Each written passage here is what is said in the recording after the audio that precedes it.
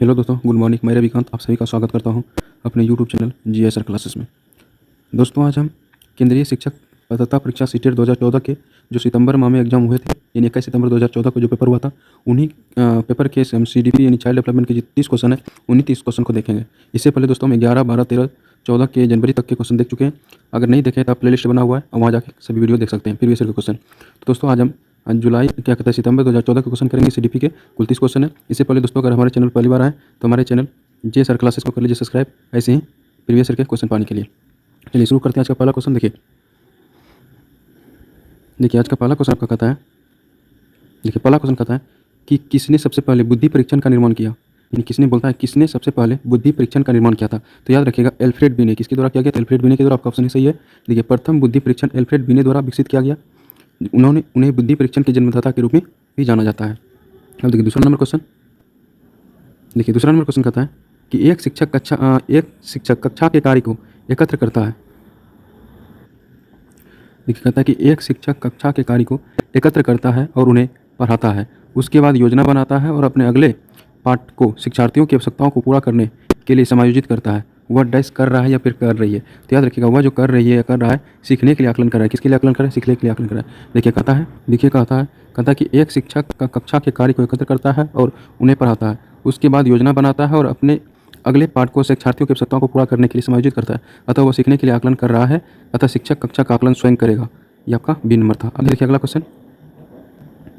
3 number question कहता है, 3 number question कहता है कि कक्षा कक्ष के जेंडर लिंग विभेद है।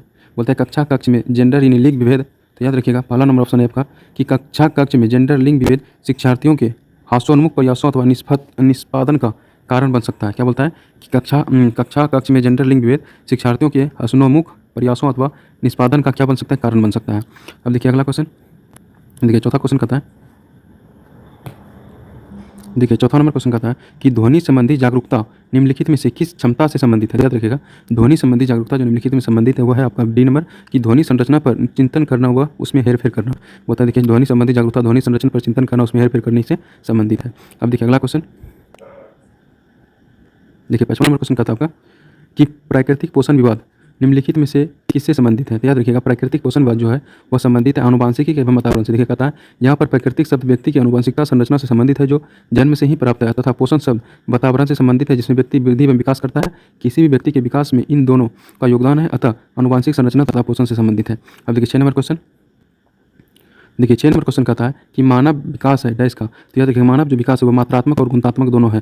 देखिए कहता है मानव विकास मात्रात्मक एवं गुणात्मक दोनों होता है। मानव विकास जीवन पर्यंत चलता है। व्यक्ति के गर्भ में होने से लेकर मृत्यु तक विकास की यह प्रक्रिया चलती रहती है, तो इसलिए इसे मापा जा सकता है। इस प्रकार ये मात्रात्मक है और साथ ही गुणात्मक भी है, क्योंकि वृद्धि के रुकने के बाद भी कई चीज़ों में परिवर्तन होते रहता है।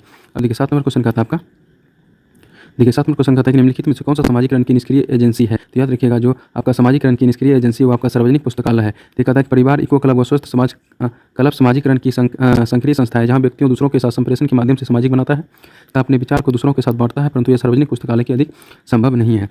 अब देखिए 8वां नंबर क्वेश्चन आपके सामने कहता है कि संज्ञात्मक विकास निम्नलिखित में से किसके द्वारा समर्थित होता है? तो याद रखिएगा, संज्ञात्मक विकास जो है वो आपका बी नंबर ऑप्शन है कि एक समृद्ध और विविधतापूर्ण वातावरण उपलब्ध कराना।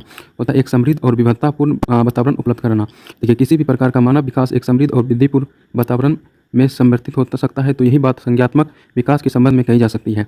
अब देखिए 9 नंबर क्वेश्चन। 9 नंबर क्वेश्चन कहता है कि निम्नलिखित में से कौन सी सीखने की शैली का एक उदाहरण है? तो याद रखिएगा, सीखने की शैली का जो उदाहरण है वो ऑप्शन डी है, चाक्षुष। कौन सा? चाक्षुष। क्या कहता है? चाक्षुष अर्थात जिसके बोध नेत्र से हो। इस प्रकार सीखने का एक उत्तम उदाहरण चाक्षुष शैली हो सकता है। बालक इस शैली के माध्यम से ही किसी कार्य का व्यवहार का प्रत्यक्षत्व करता है। ठीक है। अब देखिए अगला क्वेश्चन। 10 नंबर क्वेश्चन कहता है आपके सामने है। क्वेश्चन कहता है, देखिए 10 नंबर क्वेश्चन कहता है कि डैश प्रेरणाएं अनुभूतियों के संतुष्टिकरण की अवस्थाओं तक पहुँचने और व्यक्तिगत लक्ष्यों को प्राप्त करने की आवश्यकता को संबोधित करती है। देखिए ऑप्शन ए भावात्मक। कौन सा? भावात्मक। अब देखिए, भावात्मक प्रक्रियाएं व्यक्ति की भावनाओं से संबंधित होती है, जो व्यक्ति के उसका लक्ष्य प्राप्त करने के लिए अभिप्रेरित करती है। अब देखिए 11 नंबर क्वेश्चन। 11 नंबर क्वेश्चन कहता है आपका कि एक आंतरिक बल जो प्रोत्साहित करता है और व्यापारक प्रतिक्रिया के लिए बाध्य कराता है एवं स्वयं उस प्रतिक्रिया को विशिष्ट दिशा उपलब्ध कराता है, उसको कहते हैं, याद रखिए, उसको अभिप्रेरण कहते हैं। क्या कहते हैं? अभिप्रेरण कहते हैं। देखिए, अभिप्रेरित एक आंतरिक बल है जो व्यक्ति को लक्ष्य प्राप्ति के लिए एक विशिष्ट दिशा प्रदान करता है एवं वह उन्हें प्राप्त करने में सहायता भी करता है। अब देखिए अगला क्वेश्चन। देखिए 12 नंबर क्वेश्चन कहता है निम्नलिखित में से कौन सा कारक अधिगम को सकारात्मक प्रकार से प्रभावित करता है। तो याद रखिएगा ऑप्शन बी है अर्थपूर्ण संबंध। कौन सा अर्थपूर्ण संबंध। कहता देखिए पूर्ण ज्ञान का वर्तमान के साथ अर्थपूर्ण संबंध स्थापित करने में कोई व्यक्ति कुछ भी आसानी से सीख सकता है, इसलिए वह अधिगम को सकारात्मक रूप से प्रभावित करता है। अब देखिए 13 नंबर क्वेश्चन कहता है कि प्रतिभाशाली शिक्षार्थियों को डैश से जुड़े प्रश्नों पर अधिक समय देने के लिए कहा जा सकता है। याद रखिएगा ऑप्शन बी है सृजन। किस पे? सृजन पे। देखिए कहता है कि प्रतिभाशाली शिक्षार्थियों में सृजन की प्रवृत्ति होती है। छात्र जितने अधिक सृजन संबंधी प्रश्न बनाएंगे उतनी ही समझ होगी, अतः प्रतिभाशाली शिक्षार्थियों का सृजन से जुड़े प्रश्नों पर अधिक समय देने के लिए कहा जा सकता है।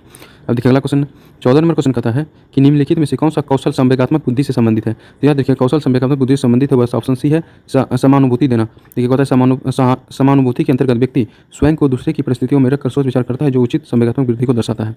15 नंबर का क्वेश्चन आपके सामने है। देखिए क्वेश्चन कहता है कि गणित से अधिगम क्या कहता है। देखिए कहता है गणित से अधिगम निर्गता का आकलन निम्नलिखित में से किस परीक्षण द्वारा सर्वाधिक उचित तरीके से किया जा सकता है। तो देखिए इसका ऑप्शन यहाँ आपका देखिए ऑप्शन था यहाँ पे, तो आपका ऑप्शन हो जाएगा पहला हो जाएगा कि निदात्मक परीक्षण। कौन सा? निदात्मक परीक्षण। कहता है देखिए निदात्मक परीक्षण में मुख्यतः अधिगम निर्गता का परीक्षण किया जाता है। यह व्यक्ति के विषय पर कमजोरी और मजबूती के बारे में सूचना देता है। देखिए 16 नंबर क्वेश्चन कहता है कि प्रभावपूर्णता, व्याख्या, मौलिकता और लचीलापन के साथ संबंधित तत्व है। याद रखिएगा वह है अपसारी चिंतन। कौन सा? अपसारी चिंतन है। देखिए कहता है कि अपसारी चिंतन के अंतर्गत व्यक्ति को कुछ तथ्य हो तो दिए होते हैं, उनमें से अपनी ओर से एक तथ्य जोड़कर निष्कर्ष निकाला जाता है। इस प्रकार के चिंतन को प्रभावपूर्णता, व्याख्या, मौलिक और लचीलापन होता है। देखिए अगला क्वेश्चन 17 नंबर क्वेश्चन कहता है आपका देखिए 17 नंबर क्वेश्चन कहता है सभी के लिए विद्यालयों में सभी की शिक्षा निम्नलिखित में से किसके लिए प्रचार वाक्य हो सकता है। तो याद रखिएगा वह है आपका समावेशी शिक्षा। किसके तहत? समावेशी शिक्षा के तहत। देखिए कहता है कि यह समावेशी शिक्षा का प्रचार वाक्य है जिसमें सभी बच्चों के लिए खोले गए स्कूल में सभी बच्चों की शिक्षा दी जाती है, फिर चाहे बच्चा समर्थ हो या नहीं, सभी को शिक्षा प्राप्त करने का पूर्ण अधिकार है। अब देखिए 18 नंबर क्वेश्चन आपका कहता है देखिए 18 नंबर क्वेश्चन कहता है आपका कि निम्नलिखित में से कौन सी शब्दावली प्राय अभिप्रेरणा के साथ अंतर बदलाव के साथ इस्तेमाल की जाती है। तो याद रखिएगा वह है आवश्यकता। कौन सा? आवश्यकता। देखिए कहता है जिस प्रकार से अभिप्रेरणा हमें लक्ष्य प्राप्ति में सहायता करती है, उसी प्रकार हम अपनी आवश्यकताओं को संतुष्ट करने के लिए कुछ लक्ष्य निर्धारित कर उन्हें प्राप्त करने का प्रयत्न करते हैं। तो आवश्यकता अभिप्रेरणा के साथ अंतर बदलाव के साथ प्रयोग में लाई जाती है। तो याद रखिएगा आपका ऑप्शन बी। अब देखिए 19 नंबर क्वेश्चन कहता है कि निम्नलिखित में से कौन सा स्टर्नबर्ग की बुद्धि के त्रिस्तरीय सिद्धांत का एक रूप है। तो याद रखिएगा वह है व्यवहारिक सिद्धांत। कौन सा? व्यवहारिक सिद्धांत। Option D. देखिए कहता है स्टर्नबर्ग की बुद्धि के त्रिस्तरीय सिद्धांत में 3 रूप है, जैसे व्यवहारिक बुद्धि, सृजनात्मक बुद्धि, विश्लेषणात्मक बुद्धि। अब देखिए अगला 20 नंबर क्वेश्चन कहता है देखिए 20 नंबर क्वेश्चन कहता है आपका कि 1 वर्ष तक के शिशु जब आँख, कान व हाथों से सोचते हैं तो निम्नलिखित में से कौन सा स्तर शामिल होता है। देखिए वह है इंद्रजनित नामक गामक स्तर। कौन सा है? इंद्रजनित गामक स्तर। क्या कहता है पियाजे की इंद्रजनित गामक अवस्था में बच्चा 0 से 2 वर्ष तक होता है, जिसमें वो आँख, कान और हाथों का प्रयोग करके सोचता है। अब देखिए अगला क्वेश्चन देखिए 21 नंबर क्वेश्चन कहता है कि वाइगोत्स्की के सिद्धांत में विकास के निम्नलिखित में से कौन सा पहलू की परीक्षा होती है। तो याद रखिएगा वह होती है जैविका। किसका? जैविका। देखिए कहता है कि वाइगोत्स्की के सिद्धांत में केवल सांस्कृतिक, भाषीय व सामाजिक पक्षों की बात की गई है, इसलिए वाइगोत्स्की द्वारा जैविक पक्ष की अपेक्षा की गई है। अब देखिए अगला 22 नंबर क्वेश्चन कहता है देखिए 22 नंबर क्वेश्चन है कि छात्राएँ, तो याद रखिए छात्राएँ अपनी कम उम्र की लड़कियों की तरह गणित में अच्छी है। देखिए छात्राएँ अपनी उम्र के लड़कों की तरह गणित में अच्छी है। देखिए कहता है छात्राएँ अपनी उम्र के लड़कों की तरह गणित में अच्छी है क्योंकि अधिगम प्रक्रिया के लैंगिक विभेद का प्रभाव नहीं होता, अतः विकल्प एक ही सही है। अब देखिए अगला 23 नंबर क्वेश्चन कहता है कि ग्रेड अंकों से कैसे अलग है। या देखिए ग्रेड जो है अंकों से कैसे अलग है। यह प्रश्न निम्नलिखित में से किस प्रकार के प्रश्नों के संबंध में रखता है। या देखिए ये रखता है विश्लेषणात्मक। कौन सा? विश्लेषणात्मक। देखिए कहता है ग्रेडिंग प्रणाली के तहत शिक्षा के में सतत एवं समग्र मूल्यांकन की व्यवस्था की गई। यह विश्लेषणात्मक प्रणाली है। यह बच्चे की कक्षा में स्थिति को प्रदर्शित करता है, जबकि अंक प्रदान करना छात्र को रटने या गलत साधनों का प्रयोग करके पास होने की प्रवृत्ति को समर्थन देता है। देखिए 24 नंबर क्वेश्चन शब्दों में अक्षरों के क्रम को पढ़ने में कठिनाई का अनुभव करना और अक्सर चाक्षुष स्मृति का ह्रास डैश से संबंधित है। देखिए वह है डिस्लेक्सिया से। किससे? डिस्लेक्सिया से। देखिए डिस्लेक्सिया एक पठन विकार है जिसमें से कोई व्यक्ति अक्षर को क्रमबद्ध तरीके से पढ़ने में असमर्थ होता है और साथ ही अक्षरों को उल्टे क्रम में भी लिखता है। अब देखिए 25 नंबर क्वेश्चन देखिए 25 नंबर क्वेश्चन कहता है कि रिया कक्षा में पिकनिक तय करने हेतु ऋषभ से सहमत नहीं है। वह सोचती है वो बहुमत के अनुकूल बनाने के नियमों को संशोधन किया जा सकता है। यह सहपाठी विरोध पियाजे के अनुसार निम्नलिखित में से किससे संबंधित है। देखिएगा यह जो सहपाठी विरोध है यह है सहयोग की नैतिकता से। किससे? सहयोग की नैतिकता। क्या कहता है कि सहयोग की नैतिकता स्तर पर कार्यों की व्याख्या करने की प्रवृत्ति होती है। पियाजे के अनुसार सहयोग पारस्परिक पर निर्भरता तथा विभिन्न दृष्टिकोणों के प्रति जागरूक व्यक्ति को स्वतः नैतिक के स्तर तक पहुंचाने में सहायक सिद्ध होता है। अब देखिए 26 नंबर क्वेश्चन कहता है देखिए क्वेश्चन कहता है कि वे शिक्षक जो विद्यालय आधारित आकलन के अंतर्गत कार्य करते हैं तो उसका देखिए आंसर ऑप्शन यहाँ दिया हुआ है। देखिए उसका ऑप्शन है देखिए ऑप्शन सी है। कहता है कि व्यवस्था के लिए स्वामित्व की भावना रखते हैं। किसके लिए? व्यवस्था के लिए स्वामित्व की भावना रखते हैं। देखिए कहता है कि जब शिक्षक में स्वामित्व की भावना आती है तो उसमें स्वयं जिम्मेदार होने की भावना स्वतः आ जाती है। इस प्रकार विद्यालय आधारित आकलन के लिए अध्यापक में स्वामित्व की भावना उत्पन्न होती है। अब देखिए 27 नंबर क्वेश्चन कहता है कि एल्बर्ट बेंड्यूरा के सामाजिक अधिगम सिद्धांत के अनुसार निम्न में से कौन सा कथन सही है। तो यह देखिए ऑप्शन ए सही होगा। बच्चों के सीखने के लिए प्रतिरूपण मॉडलिंग एक मुख्य तरीका है। बच्चों को सीखने के लिए प्रतिरूपण यानी मॉडलिंग एक मुख्य तरीका देखिए कहता है। एल्बर्ट बेंडी के अनुसार जब बच्चा कुछ सीखना चाहता है तो सबसे पहले वो किसी के प्रतिरूपण के रूप में रखता है, उसके बाद वो सीखना शुरू करता है। अब देखिए 28 नंबर क्वेश्चन। देखिए 28 नंबर क्वेश्चन कहता है कि जब बच्चे एक अवधारणा को सीखते हैं और उसका प्रयोग करते हैं तो अभ्यास उनके द्वारा की जाने वाली त्रुटियों को कम करने में मदद करता है। यह विचार डैश के द्वारा दिया गया। तो यह विचार जो है E.L. थॉर्नडाइक के द्वारा दिया गया। देखिए यह थॉर्नडाइक के प्रयास एवं त्रुटि सिद्धांत से संबंधित है। थॉर्नडाइक ने बिल्ली पर प्रयोग करके यह सिद्धांत प्रतिपादित किया। 29 नंबर का क्वेश्चन कहता है कि सिद्धांत चित्र के द्वारा नवीन अवधारणाओं की समझ बढ़ाते हैं। ऑप्शन सी आपका सही हो जाएगा, तर्कपूर्ण ढंग से सूचनाओं को व्यवस्थित करने की योग्यता को बढ़ाने में। देखिए कहता है इसका व्याख्या कहता है कि उचित सिद्धांत चित्र के द्वारा किसी भी परिक्रम को आसानी से समझ व व्यवस्थित किया जा सकता है। इसके अंतर्गत किसी भी अवधारणा को छोटी छोटी उप अवधारणाओं में बांट दिया जाता है जिसके द्वारा सूचनाओं को व्यवस्थितकरण व तर्कपूर्ण ढंग से समझाया जा सकता है। अब देखिए 30 नंबर क्वेश्चन। देखिए क्वेश्चन कहता है कि निगमात्मक तर्कना में शामिल है। तो देखिएगा निगमात्मक तर्कना में शामिल जो है वो ऑप्शन डी है, समान से विशिष्ट की ओर तर्कना। कहता है निगमात्मक तर्कना में शिक्षक छात्रों के समूह पहले समान नियम प्रस्तुत करता है तथा इसके पश्चात उदाहरणों द्वारा नियम की सत्यता को प्रमाणित करता है एवं विशिष्ट परिस्थितियों में उसका उपयोग करता है। तो ये था आपका 30 का ऑप्शन डी हो जाएगा। उसके बाद देखिए मैथ आ जाता है दोस्तों। ये हम कुल CDP के 30 क्वेश्चन किए जो कि 2014 सितंबर में पूछे गए थे दोस्तों। अगर हमारे वीडियो अच्छा लगा तो वीडियो को लाइक करके जाइएगा, GS क्लासेस को चैनल को सब्सक्राइब करके जाइएगा, हो सके वीडियो को शेयर भी कर दीजिएगा।